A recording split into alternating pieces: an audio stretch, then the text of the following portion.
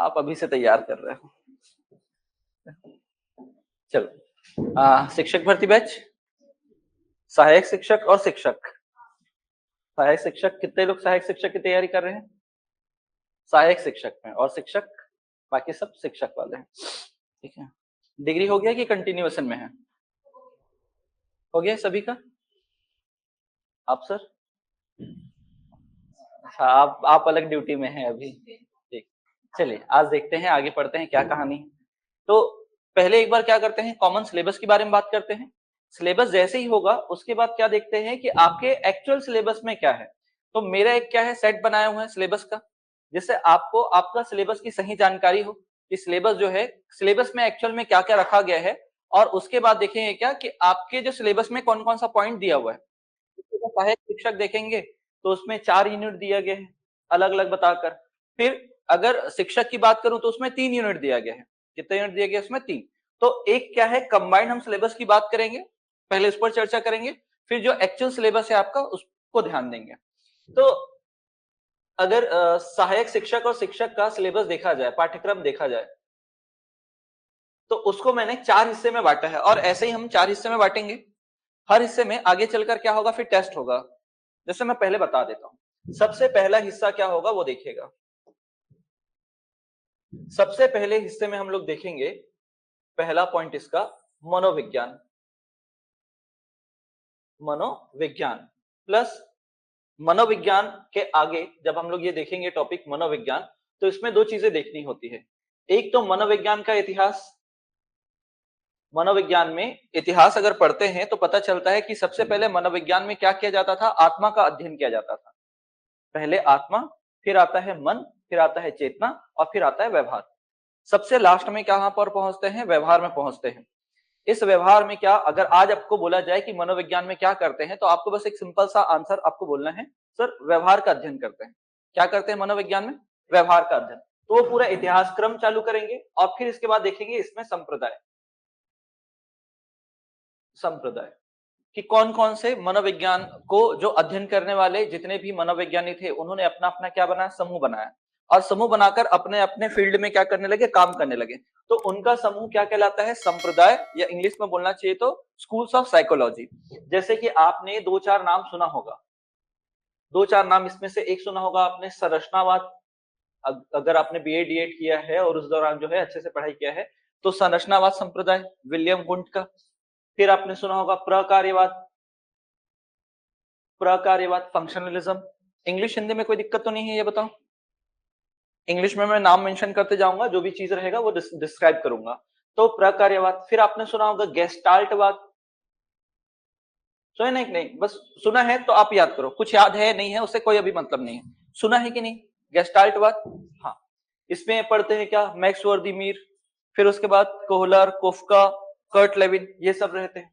फिर व्यवहारवादी, व्यवहारवाद। और इस व्यवहारवाद में कई सारे मनोविज्ञानी आते हैं, जिसमें सबसे इंपॉर्टेंट कौन है, वॉटसन, जॉन ब्रोडट्स वॉटसन। वॉटसन के साथ कई लोग जुड़ेंगे, जैसे स्किनर, पावलोव, हल, ये सारे नाम आपने सुने सुने हैं। साथ में थॉर्नडाइक भी। यहीं पर ये लोग अधिगम का प्रैक्टिकल भी करते हैं, व्यवहारवादी सिद्धांत में थॉर्नडाइक बिल्ली पर प्रैक्टिकल करते हैं, फिर स्किनर चूहे पर प्रैक्टिकल करते हैं। कुछ कुछ याद है ना? वो पूरा टॉपिक पढ़ेंगे। फिर इसके बाद आपने सुना होगा मानवता सिद्धांत। मानवता, या इसी को बोलते हैं आवश्यकता सिद्धांत। आवश्यकता सिद्धांत। तो ये जो आवश्यकता सिद्धांत है किसका है, मैस्लो का है, अब्राहम मैस्लो। और एक और नाम लिख दे रहा हूं ताकि आपको बाद में भी याद रहे, मनोविश्लेषणवाद। किसका नाम याद रखना है, मनोविश्लेषणवाद। इसको कौन लेकर आते हैं, सिगमंड फ्राइड।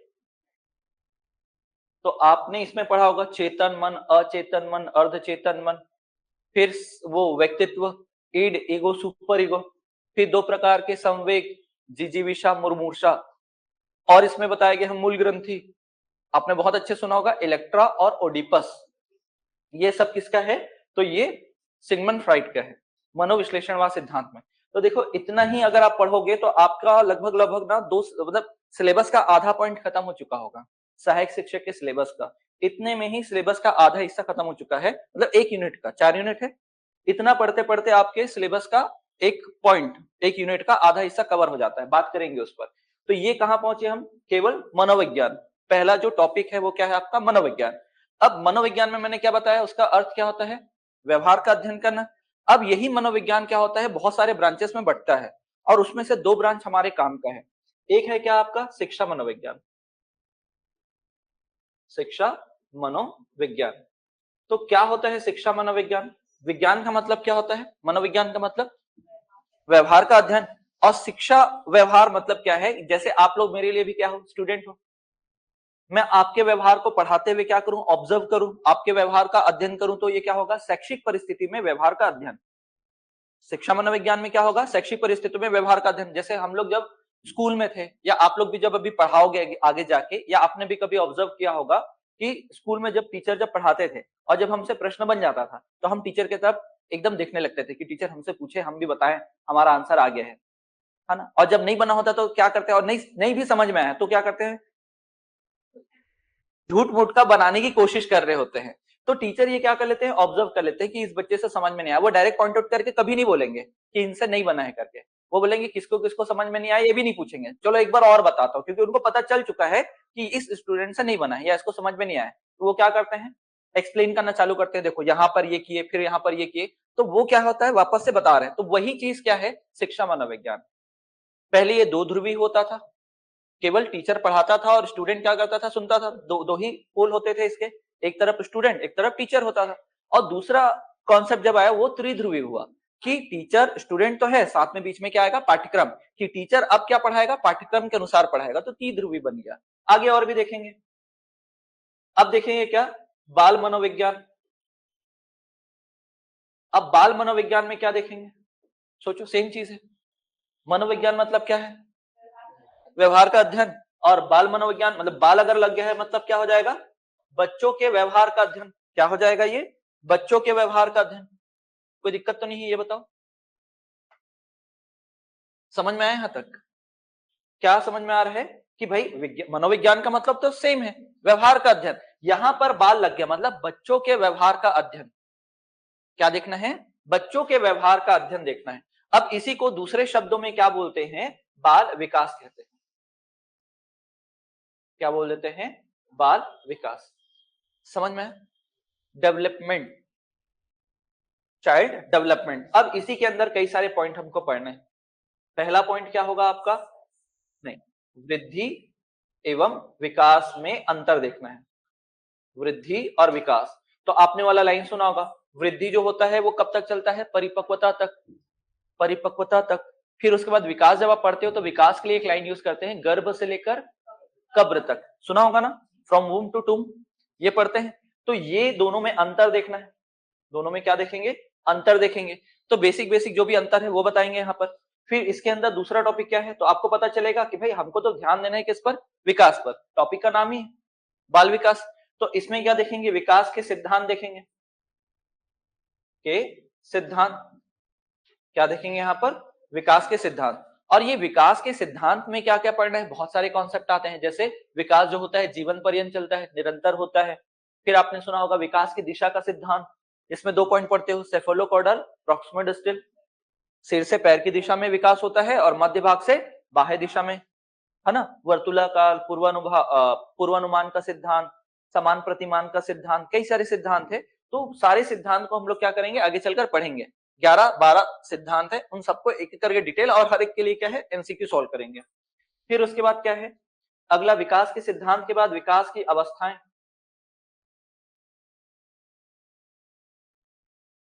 विकास की अवस्थाएं। अब विकास की अवस्था में 4 अवस्था पढ़नी होती है आपको। कौन कौन सा? आपके सिलेबस में गर्भावस्था से दिया हुआ है, गर्भावस्था। फिर है शैशवावस्था, शैशवावस्था। और फिर उसके बाद दिया है बाल्यावस्था। बाल्यावस्था के बाद दिया है क्या? किशोरावस्था। तो ये 4 अवस्थाओं के बारे में क्या करना है? चर्चा करनी है। 4 अवस्थाओं का क्या किया गया है? उल्लेख किया गया है। समझ में? तो अवस्था, इस अवस्था में क्या क्या पढ़ते हैं? हर अवस्था में हम लोग क्या पढ़ते हैं? विशेषताएं पढ़ते हैं। हर अवस्था में क्या पढ़ते हैं? विशेषताएं। दूसरा क्या देखते हैं? विशेषताएं पढ़ने के बाद हम लोग देखते हैं कथन, कि कौन से मनोवैज्ञानिक ने क्या बोला है। जैसे वैलेंटाइन क्या बोलते हैं? सीखने का आदर्श काल। कोल J.S. रॉस बोलते हैं मिथ्या परिपक्वता का समय, सुना सुना लग रहा है, पढ़ा है ना। मिथ्या परिपक्वता J.S. रॉस बोलते हैं। फिर तूफान का काल, तूफान संघर्ष, ये स्टैनली हॉल, है ना, ये किशोरावस्था के लिए बोला गया है। फिर यहाँ पर देखेंगे जो अन्य इंपॉर्टेंट होते हैं, जैसे मापन, मापन मतलब शैशवावस्था में लंबाई कितना होता है, भार कितना होता है, दांतों की संख्या कितनी होती है। फिर इसके बाद क्या होता है, मानसिक शारीरिक विकास, भाषा विकास, ये सब यहीं पर छोटा छोटा पॉइंट बनाकर पढ़ेंगे। तो इन अवस्थाओं में ये 3 पॉइंट में पढ़ते हैं, विशेषताएं, कथन और मापन, मानसिक विकास, शारीरिक विकास और भाषा विकास। तो ऐसे बांट के पढ़ेंगे। फिर विकास के क्या पढ़ेंगे, आयाम पढ़ेंगे, विकास के आयाम या एरिया, आयाम, विकास के आयाम या इसी को बोलते हैं क्षेत्र, डायमेंशंस एंड एरिया ऑफ और एरिया ऑफ डेवलपमेंट। तो इसमें देखो आयाम का मतलब ये है, इसके लिए एक छोटा पॉइंट है, ईपीएससी, मैं ऐसे ही बताता हूं, ईपीएससी प्लस एमएल। तो ये जो ईपीएससी है ये मुख्य आयाम है। अब मुख्य आयाम मतलब ई से क्या होता है, इमोशनल, इमोशनल को क्या बोलते हैं हम, संवेग, है ना, संवेगात्मक विकास, संवेगात्मक विकास। पी से क्या होता है आपका, फिजिकल, फिजिकल मतलब क्या होता है, शारीरिक विकास। और इसी में क्या देखते हो आप, स्थूल गतिक कौशल और सूक्ष्म गतिक कौशल, fine motor skill, gross motor skill. फिर एस से क्या है आपका, सोशल, हाँ, सामाजिक विकास। तो इस सामाजिक विकास में आप क्या देखते हैं कि बच्चे में बच्चे में समाजीकरण कैसे होता है। तो बच्चे के लिए क्या हो जाता है, ये जो समाजीकरण का प्रोसेस होता है वो थोड़ा टफ होता है। तो इसी को क्या बोला जाता है, कठिन प्रक्रिया है। इसी को एक तत्व पढ़ते हो आप कि बाल्यावस्था में, उत्तर बाल्यावस्था में बच्चे के लिए क्या होता है, सामाजिक प्रतिद्वंदात्मक अवस्था करके पढ़ते हो, क्योंकि बच्चे को एक समय पर समझ में नहीं आता। जैसे हमारे पास उदाहरण है, जब आप बच्चे को अगर भेजते हैं शुरुआती दौर में स्कूल, तो पहले क्या बोलते हैं कि कोई भी बाहरी व्यक्ति दिखाई दे, बात करने की कोशिश करे या कुछ दे तो क्या करना है, मना करना है, नहीं खाना है। लेकिन अगर कोई अनजान व्यक्ति घर आए तो हम ही क्या बोलते हैं, बेटा नमस्ते करो, पैर छुओ, चॉकलेट लाए हैं ले लो। तो बच्चा इस समय क्या है, कोई भी चीजों को समझ नहीं पाता, तो उसी को बोलते हैं सामाजिक प्रतिद्वंदात्मक अवस्था। तो समाज का विकास कैसे होता है वो बताना है। फिर इसमें एक आता है लिंग की अवधारणा, जेंडर, है ना। तो उसमें क्या होता है, आपने पढ़ा होगा लैंगिक पूर्व धारणा, लैंगिक रूढ़िवादिता, फिर लैंगिक पक्षपात, लैंगिक पहचान, ऐसे करके क्या होते हैं, और एक लैंगिक भूमिका, ऐसे करके 5 टॉपिक होते हैं। वो सारा कुछ पढ़ना है। इसके अलावा समाज से हम कैसे सीखते हैं, तो 2 मनोवैज्ञानिक जिन्होंने यहाँ पर एक सिद्धांत दिया है, एक दिया है अल्बर्ट बंडूरा ने, सामाजिक अधिगम सिद्धांत, सामाजिक अधिगम सिद्धांत। उन्होंने क्या बताया है कि एक बच्ची को छोटा सा मतलब डॉल दे देते हैं और उनको 3 प्रकार की मूवी दिखाते हैं बच्ची को, और फिर बच्ची जो भी सीखेगी मूवी देखकर उसको कहां पर अप्लाई करती है, फिर वो डॉल पर। तो वो है समाज से वो कैसे सीख रही है। इसके अलावा एरिक एरिक्सन का भी कॉन्सेप्ट आता है कि उन्होंने पूरे मानव जीवन को समाज के आधार पर क्या किया था, 8 हिस्सों में बांटा था। याद है ना, नाम मेरे को बस नाम याद होना चाहिए। ये आपने नाम सुना है ना, अल्बर्ट बंडूरा। कहानी आपको अंदर को कुछ भी नहीं पता, वो आ जाएगा धीरे धीरे, बस आपको जो व्यक्ति का नाम मैं बोल रहा हूं वो सुना होना चाहिए। सुने कि नहीं सुने हैं, अल्बर्ट बंडूरा, एरिक एरिक्सन, नहीं सुने हैं। हाँ बस सुने हैं, नहीं सुने, बस ये याद रखना है, क्योंकि पढ़ेंगे तो पूरा पढ़ना है। एरिक एरिक्सन ने 8 हिस्से में बांटा है, वो देखेंगे। फिर यहां पर सबसे इंपॉर्टेंट है क्या, कॉग्निटिव, ये तो सुने हैं, कॉग्निटिव डेवलपमेंट, तो इसको क्या बोलते हैं, संज्ञानात्मक विकास। और सरल शब्दों में क्या बोलते हैं, संज्ञानात्मक विकास को मानसिक विकास कहते हैं। सरल शब्दों में क्या बोलते हैं, संज्ञानात्मक विकास को मानसिक विकास कहते हैं। तो मानसिक विकास के सिद्धांत को बताने वाले 3 लोग होते हैं। हाँ, जीन पियाजे, वाइगोत्स्की और ब्रूनर। कौन होते हैं, ब्रूनर, जोरेम ब्रूनर। तीनों अलग अलग, तीनों के अलग अलग कॉन्सेप्ट, तीनों को देखेंगे। अब ये मुख्य आयाम है, ये याद रखें, ये विकास के मुख्य आयाम। अन्य आयाम में कौन सा आ जाता है, मोरल डेवलपमेंट, नैतिक विकास। यहां पर 2 लोग कॉन्सेप्ट देते हैं, कौन कौन, 2 लोग यहां पर सिद्धांत देते हैं। कौन कौन देते हैं सिद्धांत, तो अगर याद हो तो आप ध्यान देना, कौन देते हैं, एक तो पियाजे भी देते हैं, पियाजे ने भी यहां पर सिद्धांत दिया है भाई नैतिक विकास का, और पहला सिद्धांत इनका ही है। तो कभी अगर क्वेश्चन बनाए तो जीन पियाजे ने पहला सिद्धांत दिया है। उसी में संशोधन कौन करते हैं, कोहलबर्ग, लॉरेंस कोहलबर्ग, याद होगा हिंज की थ्योरी, हिंज की कहानी। हिंज को बोलते हैं कि उनकी पत्नी बीमार है ना, मेडिकल स्टोर से बहुत महंगी दवाई लेनी है, तो वाला कहानी ये बताते हैं नैतिक विकास के लिए। तो ये एक पॉइंट। और लास्ट वाला जो है ये है भाषा विकास, लैंग्वेज डेवलपमेंट। लैंग्वेज डेवलपमेंट, भाषा विकास। तो भाषा विकास में हम पढ़ते हैं किसका, नाम चॉम्स्की की कहानी। किसकी कहानी पढ़ते हैं, नाम चॉम्स्की की कहानी पढ़ते हैं। सुना हुआ लग रहा है नाम चॉम्स्की, है ना। नाम चॉम्स्की जन्मजात सिद्धांत दिया था, भाषा विकास का जन्मजात सिद्धांत, तो कुछ ऐसा हुआ था। तो यहाँ पर नाम चॉम्स्की का पूरा कहानी पढ़ेंगे। तो अभी तक आप कहां पहुंचे हो, विकास के आयाम में। अगला पॉइंट जो होता है वो होता है विकास को प्रभावित करने वाले कारक, को प्रभावित करने वाले कारक। विकास को प्रभावित करने वाले कारक, जैसे अगर आप सहायक शिक्षक के सिलेबस को पढ़ रहे हैं तो वहां पर क्या बताया गया है, प्रकृति व पोषण। सहायक लिखा हो ना तो सहायक शिक्षक है उसका मतलब, प्रकृति और पोषण, नेचर और नर्चर, निरंतरता अनिरंतरता, मैं एक ही पॉइंट लिख रहा हूं ना, निरंतरता तो निरंतरता और अनुभव। तो प्रभावित करने वाले कारक सहायक शिक्षक में क्या बताए गए हैं, इन चार को बोला गया, मतलब 3 पॉइंट बताए गए हैं। वही अगर शिक्षक के सिलेबस पे देखेंगे तो 2 ही पॉइंट को एक्सप्रेस करता है। एक है वंशानुक्रम और दूसरा कौन सा है, वातावरण। तो ये पहला पार्ट है हमारे सिलेबस का, ये क्या है, पहला पार्ट। इस पहले पार्ट को जब हम पढ़ेंगे तो जैसे ये दोनों टॉपिक खत्म होगा, 50 क्वेश्चन का एक ऑब्जेक्टिव सोल्व करेंगे, ये वाला टॉपिक में पहुंचेंगे तो इस टॉपिक में रहेंगे, इन दोनों टॉपिक में 50 क्वेश्चन का एमसीक्यू सोल्व करेंगे। ये अवस्था में लगभग 70 क्वेश्चन का एमसीक्यू है, क्योंकि टॉपिक क्या है, बड़ा है। फिर आयाम में भी लगभग 70 के आसपास क्वेश्चन है और यहाँ 20 के आसपास क्वेश्चन है। तो मतलब यहीं पर इस पहले पार्ट में लगभग 250 क्वेश्चन के आसपास पहुंच जाएंगे आप। और उसके बाद समय देखकर, और आपको 2-3 दिन का समय देकर क्या करेंगे, पूरे टॉपिक में एक साथ 100 क्वेश्चन का एक टेस्ट होगा। सब पहले से डिजाइन किया जा चुका है और समय के आधार पर क्या होता है, उसमें क्वेश्चन को घटाते और बढ़ाते हैं, मतलब नए क्वेश्चन डालते हैं, पुराने क्वेश्चन को हटा देते हैं। समझ में। तो ये पहला फेज है, ये सारा कुछ आपके सिलेबस में है और आपको करना क्या है, इसको अपने ध्यान में रखना है कि ये हमारा सिलेबस है। सबसे पहले पढ़ना है मनोविज्ञान, फिर शिक्षा मनोविज्ञान, फिर बाल विकास। बाल विकास ही क्या है हमारा, मतलब बाल मनोविज्ञान ही क्या है, बाल विकास, इसमें विकास और वृद्धि में अंतर देखना है। फिर क्या देखना है, विकास के सिद्धांत, फिर विकास के अवस्था, फिर विकास के आयाम, और फिर विकास को प्रभावित करने वाले कारक। प्रभावित है ना, ये प्रभावित करने वाले कारक। अब देखो अगले पेज में, यहां तक समझ में आया। ये हमारे सिलेबस का पहला पार्ट है, 4 हिस्से में पढ़ेंगे, चारों का चारों पूरा आपका सिलेबस कवर हो जाएगा, चाहे आप सीटेट का और कोई भी तैयारी कर रहे हैं। सेकेंड मॉड्यूल में देखिएगा, सेकेंड मॉड्यूल में हमको क्या पढ़ना है। सेकेंड मॉड्यूल जो होगा वो होगा पहले बुद्धि।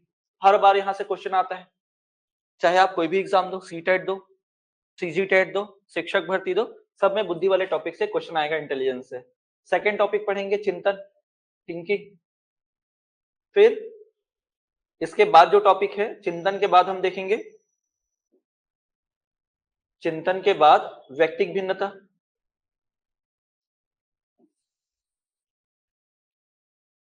व्यक्तिक भिन्नता, इंडिविजुअल डिफरेंस। फिर अगला जो रहेगा व्यक्तिक भिन्नता के बाद सृजनात्मकता,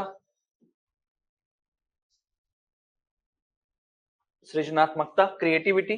फिर 5वां पॉइंट होगा क्या, व्यक्तित्व, पर्सनालिटी।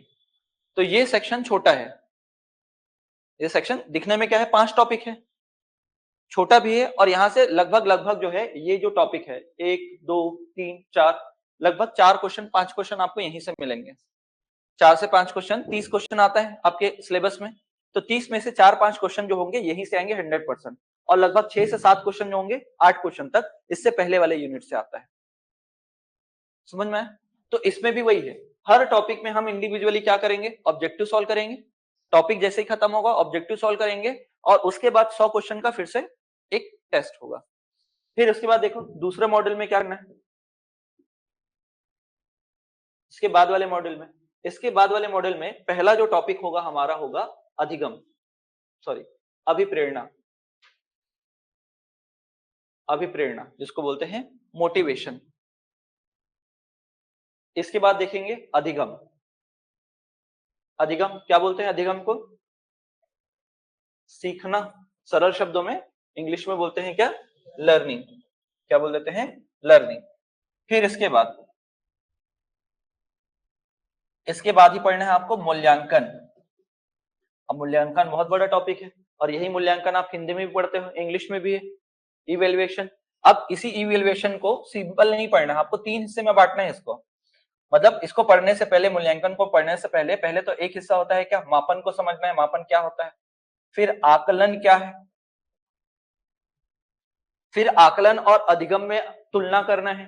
तो यहां पर आप लोग एक टॉपिक पढ़ते हो, अधिगम का आकलन, अधिगम के लिए आकलन, अधिगम के रूप में आकलन और अधिगम में आकलन, ऐसे करके 4 पॉइंट होता है, वो यहीं पर पढ़ना है। फिर उसके बाद स्टार्ट करोगे क्या? मूल्यांकन। और मूल्यांकन भी पढ़ते पढ़ते क्या करोगे? आकलन से किस प्रकार भिन्न है, और मूल्यांकन के कई प्रकार पढ़ेंगे, और उसी प्रकार में से क्या है, एक प्रकार जो होगा वो होगा CCE। क्या होता है? Continuous and comprehensive evaluation. मतलब हिंदी में बोलना चाहिए तो सतत एवं व्यापक मूल्यांकन।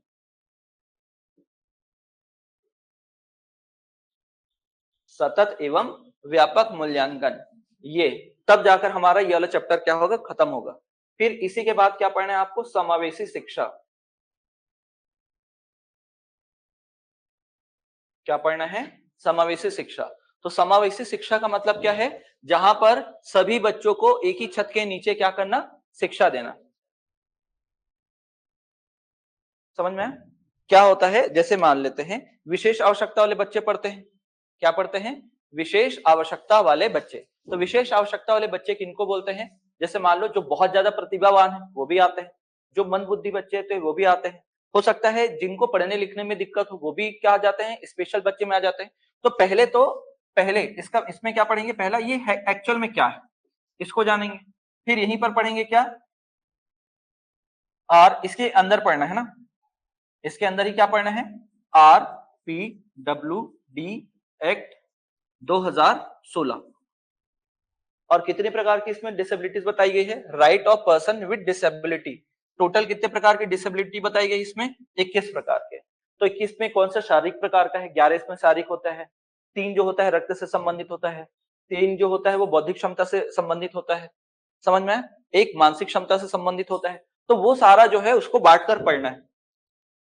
क्यों होता है, क्यों हुआ, मतलब क्या क्या रीजन हो सकता है, इसको दूर किया जा सकता है, नहीं किया जा सकता, कुछ कुछ अनुवांशिकता पर निर्भर करता है।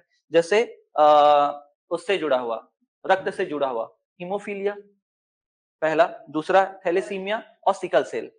ये क्या होता है आपका? वर्णांधता इसमें शामिल नहीं है, वर्णांधता जो है इसमें शामिल नहीं है, ध्यान रखना। तो ये जो है क्या है, यही चीज क्या कहलाता है आपका? जो वंशानुक्रम से संबंधित है, तो वो सब ध्यान रखना है। फिर उसके बाद आप पढ़ते हो क्या? सी चाइल्ड विथ स्पेशल नीड, इसी को बोलते हो आप विशेष आवश्यकता वाले बच्चे।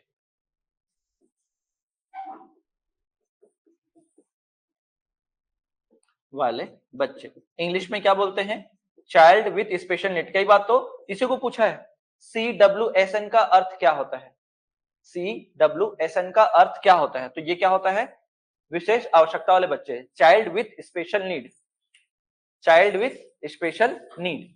और एक देखो, आप देखते हो क्या, आपने ये देखा होगा अपने सिलेबस में ये लिखा रहता है क्षति, लिखा रहता है, नहीं देखे हो? सिलेबस देखे हो कि नहीं देखे हो? सिलेबस देखे? चलो मैं जो हमारा टॉपिक है उसको तो बताऊंगा मैं। तो क्षति के बाद क्या होता है? आपने सुना होगा अक्षमता, जैसे अधिगम अक्षमता होता है ना, और एक होता है क्या? विकलांगता या अपंगता। विकलांगता, तो इसको बोलते हैं इंग्लिश में इम्पेयरमेंट, इसको बोलते हैं डिसेबिलिटी। तभी पढ़ते हो लर्निंग डिसेबिलिटी, है ना, टॉपिक आता है ना, लर्निंग डिसेबिलिटी, अधिगम अक्षमता और विकलांगता, एकदम आसान है। क्षति किसको बोलते हैं? जैसे मैं चल रहा हूं, चलते चलते मेरे पैर में मोच आ गया, तो मेरा पैर जो है जितना अच्छा काम करता था उसमें थोड़ा सा दिक्कत आ गया ना, तो वो क्या है, क्षति है।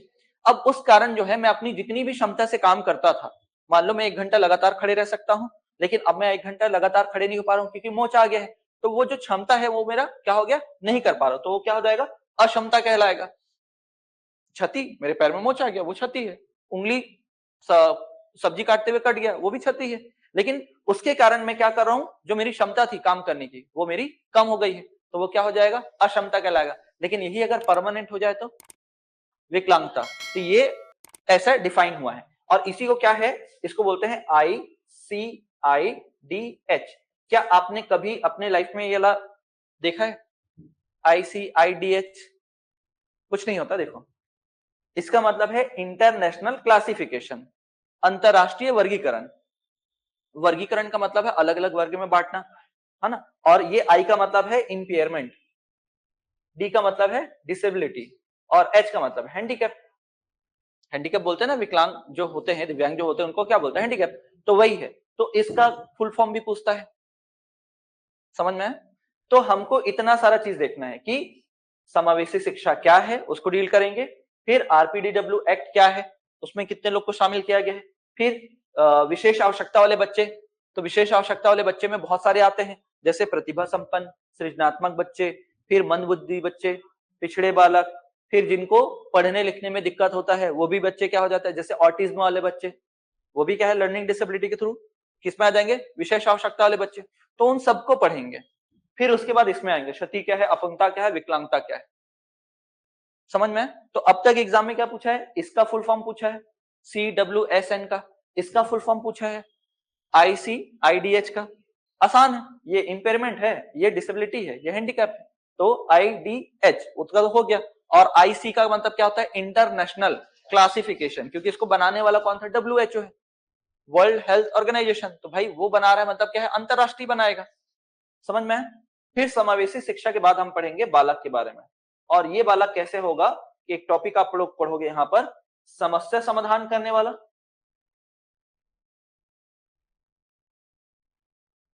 समस्या समाधानकर्ता के रूप में, और वैज्ञानिक अन्वेषक के रूप में। एक टॉपिक रहेगा ना हमारे पास, वैज्ञानिक अन्वेषक, अन्वेषक। गलत हुआ क्या, का आएगा ना बस, अन्वेषक, समझ में है? तो ये तब जाकर हमारा ये टॉपिक क्या होगा, खत्म होगा। तो ये सेकंड थर्ड मॉड्यूल है। यहां भी सेम चीज वही रहेगा, हर एक सिंगल टॉपिक पढ़ेंगे और उसका क्या सॉल्व करेंगे, एमसीक्यू सॉल्व करेंगे। एमसीक्यू सॉल्व करने के बाद क्या होगा, पूरा तीनों पार्ट को मिलाकर एक टेस्ट 100 क्वेश्चन का, तो 4 इंडिविजुअल टेस्ट होगा। हर टॉपिक तो पढ़ने के बाद तो करेंगे ही करेंगे, इंडिविजुअल टेस्ट होगा। आगे बढ़े, तो ये पूरा चीज पढ़ा हमने।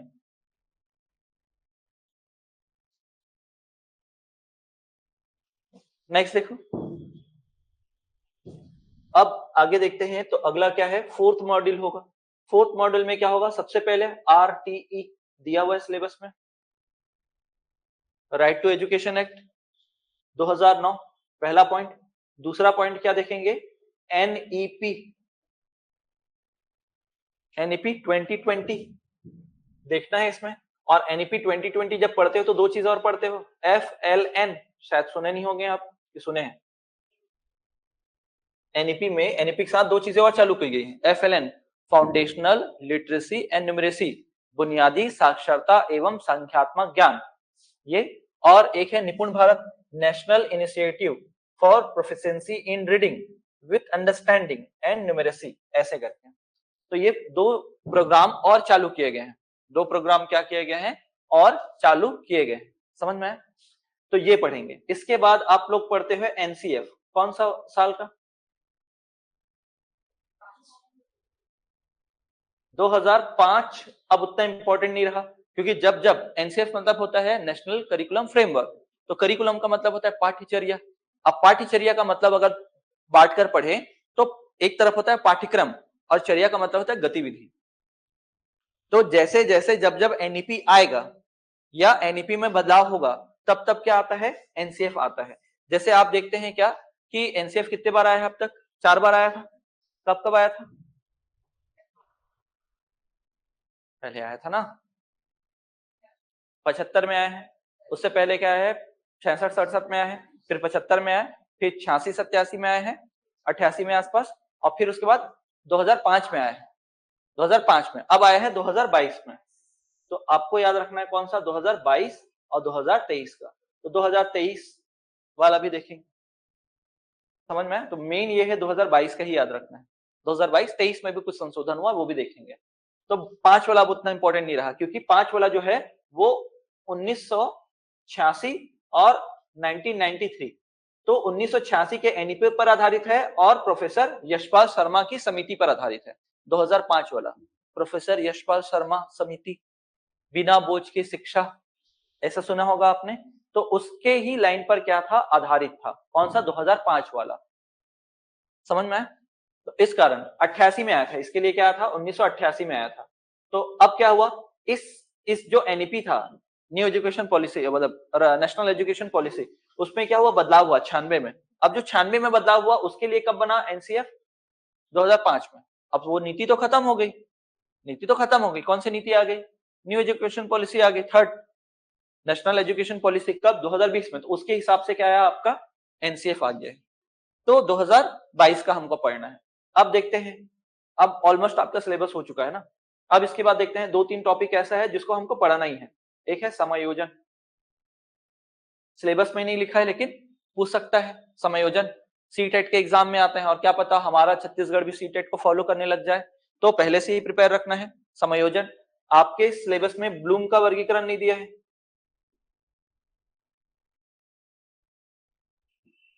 ब्लूम्स टैक्सोनॉमी थ्योरी, है ना, वो नहीं दिया है, तो ये दोनों पढ़ेंगे। फिर उसके बाद शिक्षा क्रम पढ़ना है। शिक्षा क्रम में क्या क्या पढ़ते हैं, ध्यान दो। एक पढ़ते हैं क्या, शिक्षण सूत्र। शिक्षण सूत्र मतलब क्या है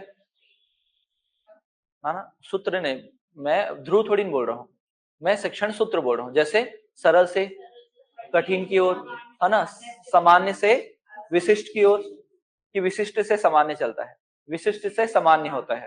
शिक्षण सूत्र जो होता है उल्टा होता है, विशिष्ट से सामान्य। विकास की दिशा जो होती है सामान्य से विशिष्ट होती है ना, वो होता है। यहाँ पर शिक्षण सूत्र क्या होता है, विशिष्ट से सामान्य होता है, पूर्ण से अंश की ओर होता है, मूर्त से अमूर्त होता है, तो वो क्या है, शिक्षण सूत्र है। और फिर होता है शिक्षण विधियां।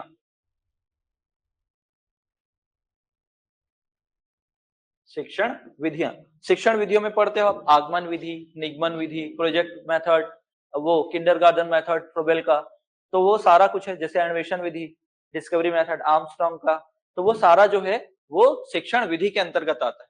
वो सबका आता है, किसके अंतर्गत आता है, शिक्षण विधि के अंतर्गत आता है, समझ में आया? फिर उसके बाद क्या है, शिक्षण विधि के बाद जो है आप पढ़ते हो क्या, व्यू रचना। शिक्षण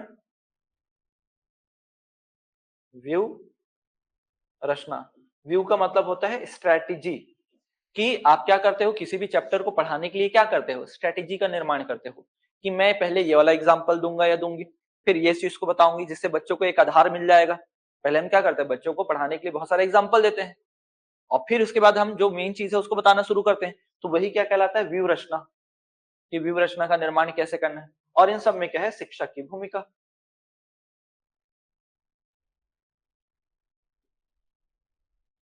शिक्षक की भूमिका, तब जाकर आपका ये पूरा जो है 4 पार्ट में पूरा सिलेबस। अब क्या होना चाहिए, आप जो सिलेबस देख रहे हो, इस सिलेबस को पूरे तरीके से अच्छे तरीके से याद करना है। मतलब आपको ये नहीं भूलना है कि ये सिलेबस में हम कहाँ पढ़ेंगे, कब पढ़ेंगे। आपको सीक्वेंस याद होना चाहिए कि हाँ हमारे सिलेबस में ये सब है और हमें क्या क्या पढ़ना है। सिलेबस में चाहे जो भी दिया है, सिलेबस अभी देखेंगे जो आपके एग्जाम में दिया गया है, उस सिलेबस में क्या क्या बोला गया है वो तो देखेंगे, समझ में? तो देखें सिलेबस में क्या क्या दिया गया है।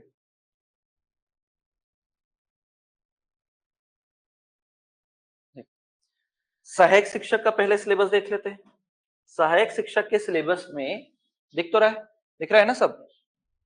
सहायक शिक्षक के सिलेबस में आपको क्या क्या नजर आ रहा है कि 30 नंबर का क्या होगा आपका, बाल विकास 30 नंबर का, हिंदी 25, सामान्य अंग्रेजी 25, गणित 30, मतलब गणित और बाल विकास का अच्छा खासा वेटेज है, पर्यावरण 20, कंप्यूटर संबंधी 10 और सामान्य ज्ञान कितना 10 नंबर। तो ये है। तो यहाँ पर पहले तो इसको देखते हैं हम। मेरा तो उद्देश्य यही है सीडीपी वाला सेक्शन देखना। तो देखो पहला यूनिट देखो आप, क्या आपको थोड़ा बहुत भी है विकास की अवधारणा है, मतलब विकास के सिद्धांत क्या है वो देखना है। फिर विकास की अवस्थाएं दिया गया है, क्या लिखा है देखो, गर्भावस्था, शैशवावस्था, प्रारंभिक उत्तर बाल्यावस्था और किशोरावस्था, ये कहीं ना कहीं हमने अभी देखा है। फिर देखो विकास के आयाम को कैसे अलग करके रखा है। ये क्या है आपका शारीरिक विकास, पी से डिनोट करते हैं। संज्ञानात्मक विकास सी से डिनोट करते हैं। सामाजिक विकास किससे डिनोट करते हैं, एस सोशल। संवेगात्मक विकास मतलब इमोशन, तो यही था ई पी एस सी, तो शॉर्ट में याद हो जाएगा। ये क्या है मुख्य आयाम। फिर आप देखो विकास को प्रभावित करने वाले कारक, तो आपको मैंने बताया था पोषण, प्रकृति पोषण, निरंतरता, अनिरंतरता और अनुभव। अनुभव कैसे, प्रारंभिक और बाद के अनुभव। फिर सामाजिक एवं सांस्कृतिक पृष्ठभूमि, तो वो जो समाज वाला सेक्शन पढ़ेंगे वहां पर आ जाएगा। और बच्चों के अध्ययन के तरीके, तो बच्चों के अध्ययन का तरीका एक टॉपिक है जिसको हम लोग व्यक्तित्व वाले टॉपिक में कवर करते हैं। बच्चों के अध्ययन के तरीके, तो आपने सुना होगा क्या, एक टॉपिक पढ़ते हो आप लोग अवलोकन, सुना है क्या आप लोग, प्रोजेक्ट में अगर गए होंगे तो सुना है क्या, प्रोजेक्ट अवलोकन जैसा कोई प्रोजेक्ट होता था, आप लोग को जाना होता था, बच्चों लोग के गतिविधियों को लिखना होता था। अगर कोरोना काल में किए होंगे तो शायद ये अवसर ना मिला हो। नहीं किए हो, होता है ना, प्रोजेक्ट बनाने मिलता है आपको, अलग अलग स्कूल भेजा जाता है, वहां पर क्या करते हैं आप, प्रोजेक्ट बनाते हैं। तो वही वाला टॉपिक यहाँ पर पढ़ना है। तो पहला तरीका होता है अवलोकन, व्यक्तित्व वाला टॉपिक में पढ़े ना। तो अवलोकन क्या होता है, 3 प्रकार का। एक तो क्या होता है, एक स्वतंत्र अवलोकन होता है। स्वतंत्र का मतलब है बच्चे अपने हिसाब से खेलने दो बच्चों को और फिर उसको ऑब्जर्व करेंगे। फिर होता है नियंत्रित अवलोकन। नियंत्रित, नियंत्रित मतलब उनको कोई स्पेसिफिक काम दिया जाए और उस दौरान उसका बिहेवियर देखा जाए। और फिर तीसरा होता है सहभागी अवलोकन।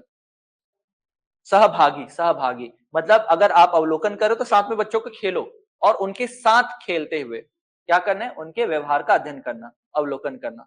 तो वो क्या होता है अवलोकन, मतलब अध्ययन करने के तरीके। तो पहला तरीका अवलोकन। दूसरा तरीका होता है साक्षात्कार, बैठाओ और उनसे प्रश्न करो, उनसे आंसर सुनो, तो ये हो गया साक्षात्कार। तीसरा तरीका होता है जीवन गाथा। जीवन गाथा, लाइफ हिस्ट्री, पूरे उसके इतिहास के बारे में जानो, माता पिता, दादा दादी कहाँ है, परिवार कहाँ था, कहाँ से आया है। तो वो तो 3 तरीके होते हैं। अवलोकन, पहला क्या होता है आपका अवलोकन, दूसरा होता है कौन सा, साक्षात्कार, और तीसरा होता है जीवन गाथा। तो ये जो है ये पूरे पॉइंट है। नहीं, हाँ थोड़ा सा अलग होता है ना, वर्ग 1 वाले जो होते हैं उनके लिए सिलेबस में थोड़ा सा बदलाव होता है। यहाँ में 2 यूनिट आ जाएगा ना, 2 यूनिट जो है आप यहाँ पर कवर कर सकते हो, 2 यूनिट वहां पर अलग पढ़ना पड़ता है। 50% सिलेबस यहाँ से पढ़ सकते हो आप, तो ये कवर हो गया। फिर अगले यूनिट में चलो, अगले यूनिट में क्या है, विकास के पहलू। तो शारीरिक और गत्यात्मक विकास, शारीरिक नियंत्रण समन्वय, तो मैं बता रहा था लंबाई बढ़ना, है ना, तो ये लिखा हुआ है देखो उसी को। संवेगात्मक नैतिक विकास, तो ये तो हटा दो, ये तो पहले ही पढ़ चुके हो। संवेगात्मक और नैतिक विकास ये दिया हुआ है सहायक शिक्षक के सिलेबस में, ये तो आपने ये तो पहले ही पढ़ लिया है। नैतिक विकास वाला आपको पढ़ना पड़ेगा, लॉरेंस कोहलबर्ग, ये तो पढ़ चुके हो। ईपीएससी में ई तो यही है। फिर देखो कुछ सामान्य सिद्धांत में क्या देखोगे, शरीर के अंगों में अनुपात में बदलाव, तो लंबाई का बढ़ना, फिर उसके बाद वजन का बढ़ना, दांतों की संख्या, यही सब है। ऊंचाई, वजन में वृद्धि, शारीरिक बनावट में बदलाव, फिर नियंत्रण का विकास, स्थूल और सूक्ष्म, स्थूल गतिक और सूक्ष्म गतिक। फिर क्या होता है देखो यहाँ पर फिर से तीसरी बार लिखा है कि नहीं, और यहाँ पर क्या लिखा है, इसको दूसरी बार लिखा है, बार बार लिखता है। देखो ये वाला लाइन आपने पहले भी लिखा है, अभी आपके सिलेबस में यही लाइन पहले भी लिख चुका है, तो डबल डबल लिखा हुआ है। घर और विद्यालय का वातावरण कैसा होना चाहिए, व्यक्तित्व का विकास और समाजीकरण। तो व्यक्तित्व, व्यक्तित्व का विकास तो टॉपिक है ही हमारे पास, समाजीकरण वाला वो एस में तो देखना ही है, सोशल डेवलपमेंट में। तो यहाँ पर फिर से एक बात दे दिया है। तो आपके सिलेबस में ये 2 लाइन तो एक्स्ट्रा लिखा हुआ है, यहाँ से यहाँ तक, ये तो होना ही नहीं चाहिए, ये डबल दे दिया है। तो ये 2 यूनिट हो गए। और फिर उसके बाद देखते हैं क्या, आपका थर्ड यूनिट। थर्ड यूनिट बहुत इंपॉर्टेंट है। कौन कौन सा दिया है, सीखना क्या है, तो इसके में क्या पढ़ना है, अधिगम, अधिगम। फिर आपने ये देखो विविध अवधारणाओं की समीक्षा, तो देखो व्यवहारवादी, सुना है क्या व्यवहारवादी, संरचनावादी, सामाजिक संकल्पनाएं, संज्ञान क्या है, तो ये सब याद करो। हम लोग इसको सबसे ऊपर में पढ़ना है हम लोग को, है ना। याद करो सिलेबस में सबसे पहले वाले पॉइंट में है ये, यहां पर है संरचनावादी क्या है, व्यवहारवादी क्या है, ये सबसे पहले ही पढ़ना है। लेकिन सिलेबस में कहीं भी दे दिया है, आपके सिलेबस में कहीं से भी चालू कर दिया कुछ भी चीज को, तो वही चीज आपको क्या करना है, सही करना है। तो यहां पर क्या है वो सब पढ़ेंगे। फिर जीन पियाजे का पूरा संज्ञानात्मक सिद्धांत पढ़ेंगे कि स्कीमा क्या है, स्कीम क्या है, सम्मिलन क्या है, एसिमिलेशन क्या है, समायोजन क्या है, व्यवस्थापन क्या है, संतुलीकरण क्या है। तो इसमें भी आगे पीछे दिया है। अगर लॉरेंस कोहलबर्ग सॉरी जीन पियाजे का जब कॉन्सेप्ट पढ़ते हो तो सबसे पहले व्यवस्थापन आता है, जिसको संगठन बोलते हैं, ऑर्गेनाइजेशन। दूसरा पॉइंट आता है कौन सा, वो मानसिक क्रिया। मानसिक क्रिया के अंतर्गत स्कीमा और स्कीम्स, दो पॉइंट आते हैं, स्कीम्स भी होता है और स्कीमा भी होता है। फिर उसके बाद आता है अनुकूलन, अडाप्टेशन। अब अडाप्टेशन दो भाग में बढ़ता है, एक होता है अनुकूलन और एक होता है आत्मसातीकरण। एक होता है या इसी को बोलते हैं समायोजन, समायोजन, और दूसरा कहलाता है सम्मिलन या आत्मसातीकरण, उसी को इंग्लिश में बोलते हैं एसिमिलेशन। फिर लास्ट में आता है क्या, संतुलीकरण। समझ में, तो इसका भी सीक्वेंस अलग दिया। फिर देखो अब इन्होंने क्या अवस्थाएं बताई थी, जीन पियाजे ने कितनी अवस्था बताई थी, 4 अवस्था बताते हैं, संवेदी गामक, पूर्व संक्रियात्मक, मूर्त संक्रियात्मक और अमूर्त। लिखा है कि नहीं लिखा है, नहीं लिखा है, नहीं लिखा है। अमूर्त संक्रियात्मक जिसको बोलते हैं, अमूर्त भी बोलते हैं और औपचारिक संक्रियात्मक अवस्था भी बोलते हैं। क्या बोलते हैं, अमूर्त या औपचारिक संक्रियात्मक अवस्था। समझ में। फिर उसके बाद देखते हैं क्या, शैक्षणिक महत्व किसका पढ़ना है, लेव वाइगोत्स्की का। तो लेव वाइगोत्स्की ने क्या बताया है, रचनावाद सिद्धांत, मतलब इनका रचनावाद सिद्धांत है। याद रखना ये रचनावाद क्या है, कुछ और नहीं है, संरचनावाद।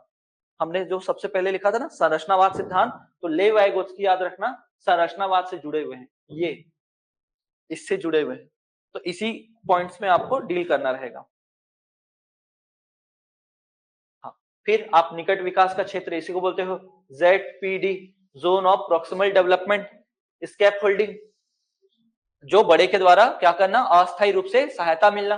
फिर शिक्षक की भूमिका, अब देखो शिक्षक की भूमिका यहां भी दिया है और शिक्षक की भूमिका और भी जगह दिया रहेगा, लिखा रहेगा, डबल डबल लिखा है, अच्छे से बना ही नहीं सिलेबस, ऐसा लगता है कॉपी पेस्ट कहीं से डाला है। फिर देखो दूसरा, बच्चा समस्या समाधान करने वाला रूप में और वैज्ञानिक अनुसंधान करता, तो हमने एक जगह लिखा हुआ है, इसी के अंदर ये है वैकल्पिक अवधारणाओं को बच्चे कैसे सीखता है। फिर सीखने की प्रक्रिया में बच्चों द्वारा की जाने वाली गलतियां, सीखने की प्रक्रिया का एक सार्थक पद और उसे समझना। तो ये भी जब अधिगम पढ़ेंगे तो अधिगम में ही आएगा। फिर अभिप्रेरणा और सीखना, अब देखो सीखना यहां भी है, सीखना यहां भी है। तो सीखना मतलब क्या होता है, आपके सिलेबस में अधिगम बोलते हैं, क्या बोलते हैं, अधिगम। तो अधिगम पढ़ना है। फिर ये कौन सा सिलेबस है, तीसरा।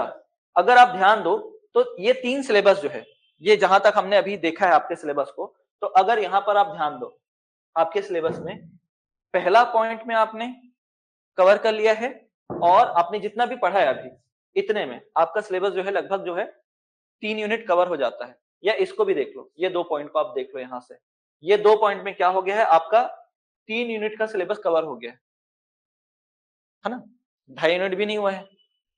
इतना हमको पढ़ना है, आपका सहायक शिक्षक का जो है वो लगभग लगभग कितना यूनिट, 3 यूनिट पूरा पूरा कवर हो जाएगा। अब देखते हैं आगे चौथा यूनिट। अब चौथा यूनिट में देखो क्या लिखा है, विशेष आवश्यकता वाले बच्चे। तो समावेशी शिक्षा पढ़ेंगे तो वहां पर आएगा विशेष आवश्यकता वाले बच्चे से अभिप्राय क्या है, फिर क्षति क्या है, अपंगता क्या है, अक्षमता क्या है। उसमें क्या देखते हैं, भिन्नताओं में समानता, विशेष आवश्यकता वाले बच्चों के साथ किस प्रकार का कार्य करना चाहिए। तो समावेशी शिक्षा में पूरा टॉपिक कवर होगा। और ज्ञान और शिक्षा कर्म, तो यहां पर देखिएगा क्या है, शिक्षा कर्म की जरूरत क्या है, शिक्षा कर्म मतलब कि क्यों पढ़ाना चाहिए बच्चों को, किस प्रकार पढ़ाना चाहिए बच्चों को, तो पहले से प्लान करना जरूरी है ना। फिर उसके बाद क्या है, शिक्षा क्रम की अवधारणा, पाठ्यक्रम की अवधारणा, तो जो लास्ट वाला है शिक्षा क्रम, उसी में पूरा डील करना है। फिर शिक्षा क्रम के चुनाव का आधार, कि किस प्रकार के बच्चे हैं, उस आधार का क्या करना चाहिए, पढ़ाने का तरीका होना चाहिए। फिर शिक्षा का अधिकार अधिनियम 2009, आरटी एक्ट 2009, शिक्षक की भूमिका, मेरे ख्याल से वापस पढ़ रहे हो, और उत्तरदायित्व, और ये लिखा है क्या, बाल अधिकार। बाल अधिकार ये बताना है कि 18 साल के बच्चों के लिए क्या है, कुछ नियम बने हुए हैं, किशोर न्याय अधिनियम बोला जाता है, 2015 में संशोधन हुआ है, उस चीज को यहाँ पर थोड़ा सा क्या करना है, डील करना है। हॉस्टल वार्डन का सिलेबस इससे पहले ही खत्म हो गया है ना, डबल डबल नाम रखे ऑनलाइन में हो गया। हॉस्टल वार्डन के सिलेबस में क्या है वो भी देख लो। अगर मान लो अब देखो देर हो चुका है हॉस्टल वार्डन की तैयारी करने वालों के लिए। हॉस्टल वार्डन में क्या क्या दिया गया है, ये 2 पॉइंट है, अलग से स्टार बना देता हूं, ध्यान रखना। ये एक पॉइंट है, ये दूसरा पॉइंट है, शिक्षा मनोविज्ञान। फिर उसके बाद 7 टॉपिक है ना, उसमें 2 हो गए वहां पर, ये तीसरा, चौथा, पांचवा, छठवा। एक है समावेशी शिक्षा, समावेशी शिक्षा। और एक पॉइंट पढ़ना पड़ता है, कौन सा आपका निर्देशन और परामर्श, बाल विकास उत्तर में खत्म हो जाता है। निर्देशन परामर्श आपके सिलेबस में नहीं। हो गया 7 पॉइंट से मनोविज्ञान और शिक्षा मनोविज्ञान 1 पॉइंट हो जाता है। 2 3 4 5 ये 6, और एक होता है कौन सा आपका निर्देशन और परामर्श। तो ये 4 यूनिट पूरा पूरा 4 यूनिट कवर हो रहे कि नहीं, जो आपने टेबल बनाया है, जो आपने 4 हिस्से में बनाया है, तो एक क्रम से बना हुआ है वो, उस क्रम को आपको फॉलो करना है। उस क्रम से पढ़ेंगे तो आपको कोई भी चीज नहीं छूटेगा। आगे देखिएगा, सहायक शिक्षक के बाद शिक्षक के सिलेबस में थोड़ा सा बदलाव है। यहाँ पर क्या बदलाव है, मैथ्स वहां पर 30 नंबर का था, यहाँ पर कितना है, मैथ्स के साथ साथ क्या है, साइंस भी दे दिया गया है। मैथ्स के साथ साथ क्या है, साइंस भी है। बाकी लगभग लगभग वही है। कंप्यूटर 10 नंबर का, सामान्य ज्ञान 20 नंबर का, 10 नंबर का, सामाजिक विज्ञान यहाँ पर 20 नंबर का दिया हुआ है। लेकिन हर बार की तरह यहाँ पर भी क्या है, बाल विकास एवं शिक्षण शास्त्र कितने नंबर का दिया हुआ है, 30 नंबर का दिया हुआ है। तो अब यहाँ पर देखते हैं, उधर जो है 3 पार्ट में पूछा गया है। यहाँ देखो, यहाँ वहां पर उस वाले में सहायक शिक्षक में 4 यूनिट है, यहाँ पर क्या है 3 यूनिट है। तो देखो क्या लिखा है, बच्चे का विकास उच्च प्राथमिक शाला वाले बालकों के लिए बोला स्पेशली। मतलब आपको क्या देखना है, उत्तर बाल्यावस्था और किशोरावस्था के बच्चों के लिए देखना है। तो उसमें क्या देखना है, विकास की अवधारणा, सेम लाइन आपने वहां भी देखा, और उसका सीखने से संबंध, विकास के सिद्धांत, सुना है ना, विकास के सिद्धांत हमने एक जगह लिखा है। फिर वंशानुक्रम और वातावरण का प्रभाव, फिर बुद्धिमत्ता का सृजन का समालोचनात्मक परिप्रेक्ष्य, तो एक बुद्धि का सृजनात्मक सिद्धांत पढ़ेंगे। फिर बहुआयामी बुद्धि, तो बहुआयामी बुद्धि, फिर मतलब बुद्धि के प्रकार पढ़ने पड़ेंगे आपको। और आपने पढ़ा है बहुबुद्धि सिद्धांत, तो बहुबुद्धि सिद्धांत किसका, हार्वर्ड गार्डनर का। फिर बुद्धि का त्रिआयामी सिद्धांत गिलफोर्ड का, तो पूरा रहेगा। भाषा एवं विचार, तो भाषा का मतलब तो भाषा विकास पढ़ना है, नाम चोम्स्की। विचार मतलब यहाँ पर क्या है, चिंतन से है, तो चिंतन पढ़ना ही है। सीखने वालों के मध्य व्यक्तिक भिन्नता, अब व्यक्तिक भिन्नता भी कई प्रकार के बताएंगे। जाति के आधार पर भिन्नता, जाति का मतलब सॉरी भाषाई आधार पर भिन्नता, जैसे मैं छत्तीसगढ़ी बोलूंगा तो कोई और दूसरा भाषा बोलेगा तो उसके आधार पर। जाति के आधार पर, तो जाति मतलब ये मत समझिएगा कोई साहू है कोई वर्मा है, ऐसा जाति नहीं, स्थान विशेष के लिए बोला जाता है। भारतीय प्रजाति के और यूरोपीय प्रजाति के, तो उसमें देखने में, बातचीत करने में, हाव भाव में, स्किन कलर में सब प्रकार का अंतर रहेगा। फिर लिंग, लिंग के आधार में जो भिन्नता होती है। समुदाय के आधार में, समुदाय का मतलब क्या है, मध्यम वर्गीय समुदाय। फिर उसके बाद लोअर मिडिल क्लास फैमिली, ये सब। फिर उसके बाद क्या है, धर्म के आधार पर भी भिन्नताएं होती है, अलग क्या है, पहचान होता है। फिर इसके बाद देखते हैं इत्यादि पर आधारित क्या है, समझने में अंतर। फिर क्या है, यहां से देखो, सीखने हेतु मूल्यांकन और सीखने का मूल्यांकन के मध्य अंतर। फिर यहीं पर देखना है क्या, शाला आधारित मूल्यांकन और सतत एवं समग्र मूल्यांकन। इसी के अंतर्गत क्या आता है आपका, प्रक्षेप्य, प्रक्षेप्य और अभ्यास, इसी के अंतर्गत आएगा। तो ये देखो CCE यहाँ पर आ गया, तो मूल्यांकन यहाँ से चालू हुआ है, यहाँ से, और यहाँ पर आके क्या है, खत्म हुआ है। तो इतना सारा टॉपिक पढ़ोगे पहला यूनिट के लिए, मतलब आपको पूरा विकास वाला चैप्टर पढ़ना पड़ेगा, पूरा का पूरा पहला यूनिट जो पहला भाग है। फिर बीच का आपको क्या पढ़ना पड़ेगा, बुद्धि, और फिर पढ़ना पड़ेगा क्या, मूल्यांकन। तब जाकर वो 3-4 टॉपिक पढ़ोगे, तब एक यूनिट कवर हो रहा है। दूसरा यूनिट देखो, समावेशी शिक्षा, विशिष्ट आवश्यकता वाले बच्चे, वंचित, कमजोर सहित विभिन्न पृष्ठभूमि से आए सीखने वाले बच्चे। फिर क्या है, सीखने में कठिनाई, विकलांगता आदि से संबंधित बच्चे, सृजनात्मक विशिष्ट योग्यता वाले बच्चे, सीखने वाले बच्चों का शिक्षण। तो वही पूरा जो है CWSN मतलब child with special need, ICDH वाला, ICIDH वो पूछेगा, समझ में है। तो वो पूरा चैप्टर जो है वो उस पर आधारित है ये। तो वहां पर हमने जो पूरा एक सेक्शन लिखा हुआ था ना, ये वाला जो सेक्शन लिखा हुआ है समावेशी शिक्षा वाला, तो वो पूरा चीज एक यूनिट को कवर कर रहा है, ये वाला जो है पूरा का पूरा एक यूनिट को कवर कर दे रहा है। और लास्ट यूनिट देखो क्या लिखा है वहां पर शिक्षक के सिलेबस में, ये सीखने सिखाने के आधारभूत तरीके कि कैसे सिखाया जाए। तो सीखना सिखाना आधारभूत तरीका मतलब क्या है, ये अधिगम। फिर देखो बच्चों को सिखाने की व्यू रचना, तो व्यू रचना तो पढ़ना है हमको। फिर क्या लिखा है, सामाजिक क्रियाकलाप के रूप में पढ़ना, सीखने का सामाजिक परिप्रेक्ष्य, तो समाज जो हमको पढ़ना है, समाज वाले टॉपिक, ये टॉपिक वहां पर कवर होगा। फिर समस्या समाधान और वैज्ञानिक अनुसंधान करता, तो आपको ऐसा नहीं लग रहा है यही पॉइंट तो ऊपर वाले सिलेबस में भी है और उसमें भी हमने कवर किया है। फिर देखो क्या है, संज्ञान, संज्ञान का मतलब वही है कॉग्निशन, कॉग्निटिव, संवेग, संवेग का मतलब इमोशन, इमोशनल डेवलपमेंट, अभिप्रेरणा, सीखना मतलब फिर से वही दिया है अधिगम। फिर सीखने में सहयोगी कारक, तो सहयोगी कारक मतलब teaching, teaching learning material, TLM जिसको बोलते हो आप, पढ़ते हैं ना टीएलएम, तो वो पढ़ना है। और व्यक्तिक और पर्यावरणीय जो भी और कारक हो सकते हैं वो, समझ में आया। तो ये पूरा क्या है आपका सिलेबस है। तो इस सिलेबस में क्या है, बहुत ज्यादा भटकाव है। आप अगर मान लो आपके जो ऑफिशियल साइट है व्यापम के साइट में, तो व्यापम के साइट में जाके पढ़ने की कोशिश करोगे तो क्या होता है, बहुत ज्यादा दिक्कत होता है, समझ में नहीं आता कहां से पढ़ूं कहां से खत्म करूं करके। और वहां पर बोलो कि पहला टॉपिक खत्म हुआ, कॉमा के बाद दूसरा टॉपिक, तो वो भी समझ में नहीं आएगा, भाई अगला टॉपिक कहां से स्टार्ट करूं कैसे खत्म करूं। तो जो हमने फ्लो चार्ट बनाया है आपको उसी के आधार पर पढ़ना है। अपने से भी पढ़ना स्टार्ट करोगे ना तो भी आप वैसे करिए, इसके हिसाब से जाएंगे, सिलेबस के हिसाब से जैसा दिया है तो नहीं पढ़ पाएंगे। आपको एक सरल वे में क्या करना पड़ेगा, तैयारी स्टार्ट करनी पड़ेगी। समझ में आया। कल से पढ़ाना स्टार्ट करूंगा, आज की क्लास में इतना ही इंट्रोडक्शन क्लास है, कल से हमारा फुल फ्लेज पढ़ना चालू हो जाएगा।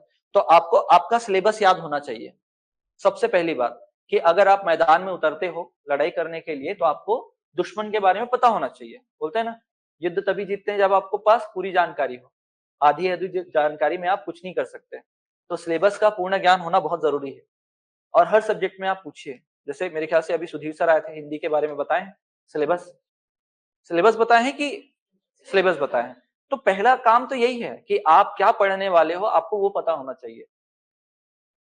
पढ़ना तो कभी भी चालू कर सकते हैं, लेकिन क्या पढ़ना है वो पता होना चाहिए और कैसे पढ़ना है वो, क्योंकि आप लोग भी आगे जाके शिक्षक बनोगे तो सबसे पहले बच्चों को यही पता होना चाहिए ना, यही बताने की कोशिश करोगे कि ये सब हमें पढ़ना है पूरे वर्ष में। समझ में। तो वैसे ही हमें क्या करना है, इसको इस टॉपिक को कवर करना है और ऐसे कवर करना है कि आने वाले कितने भी समय में जो भी एग्जाम आ जाए इस फील्ड से रिलेटेड वो सारा का सारा बन जाए। जैसे आप लोग को फायदा होता है क्या, अब आने वाले समय में हॉस्टल वार्डन के सिलेबस में क्या शामिल हो जाएगा, बाल विकास, बाल विकास वाला शामिल हो गया ना, तो आप लोग को पढ़ने की जरूरत ही नहीं रहेगी, बस एक टॉपिक अलग से पढ़ना पड़ेगा। निर्देशन परामर्श, वो भी ज्यादा समय नहीं लगेगा, आप एक दिन बैठोगे तो पढ़ लोगे, क्वेश्चन आंसर सॉल्व करना है बस, उसका समझ में आ जाएगा क्या होता है कैसे होता है। हाँ साइंस का क्लास लगेगा ना इसके बाद। लाइव क्लास में कोई दिक्कत हो तो बताओ। अभी तक जो मैं सिलेबस बताने की कोशिश कर रहा हूँ वो आया। गायत्री जी उड़ान का अगर मान लो आपको बैच परचेस करना है तो अभी एक दो दिन डेमो देख लीजिए, डेमो के बाद आपको बताएंगे ना, डेमो के बाद कैसे क्लास को लेना है। तो डायरेक्ट परचेस नहीं है, आपको गाइड किया जाएगा, उसके थ्रू आप करेंगे ना। आप लोग बताओ कोई डाउट तो नहीं है सिलेबस में। आपको आपका सिलेबस याद होना चाहिए, पहला तो काम ये है। मैंने अपना दायित्व निभा दिया है कि आपको सिलेबस किस सीक्वेंस में पढ़ना है, अब आपको करना है उसको देख कर आना है, एक बार अच्छे से स्कैन करके आना है दिमाग में कि हाँ सर इसके बाद तो ये वाला टॉपिक पढ़ना था। अगर मान लो कभी मेरे से मिस्टेक हो तो सर आप लोग बताओगे फिर, सर इसके बाद तो ये वाला टॉपिक पढ़ना था। समझ में आया। ठीक है, सर आएंगे अभी तो स्टार्ट करेंगे, कोई दिक्कत तो नहीं है अभी तक, समझ में आया यहाँ तक। अभी एक और क्लास होना है ना, हो सकता है आपको अगर टाइम जम रहा है कि नहीं जम रहा है, ऐसा तो नहीं लग रहा है कि लेट हो जाएगा। हॉस्टल वाले हैं क्या, घर वाले हैं, हॉस्टल वाले हैं। तो या तो हॉस्टल से लिखवा, यहाँ से लिखवा के लेके जाना पड़ेगा 8:30 होगा तो, या तो हो सकता है कि अगर सबको सुटेबल हो तो क्लास को 1 घंटा या आधे घंटे पहले शिफ्ट किया जा सकता है। 4 बजे मुश्किल है मैम, 4:30 बजे के आसपास से 7:30 बजे तक लगाया जा सकता है ना, कि अभी कुछ दिन के बाद कर सकते हैं, है ना। कि जैसे आने वाले समय में ठंड का दिन आ जाएगा फिर और ज्यादा लेट हो जाएगा, तो उस समय देखेंगे कि 4:30 से 7:30 तक 3 घंटे के आसपास रहेगा क्लास। तो खासकर गर्ल्स लोग के लिए थोड़ा ध्यान देना पड़ता है, नहीं तो 8:30 तक तो यहाँ लगता ही है क्लास, सभी क्लास।